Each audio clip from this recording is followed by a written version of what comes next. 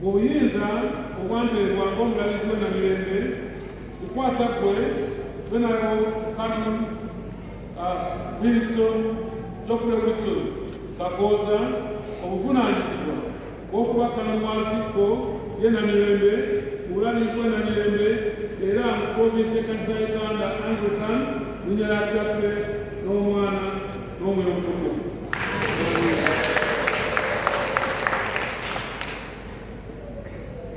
Venerable Canon Geoffrey Wilson Kakooza kukwasa ebyawandiikibwa bino ebitukuvu era n'ebikanoni eby'ekkanisa ya Uganda nga mbikwasa nga biri kugenda okuyamba okutuukiriza obuvunaanyizibwa obukwasibwa linnya lya Kitaffe n'Omwana n'Omwoyo Omutukuvu.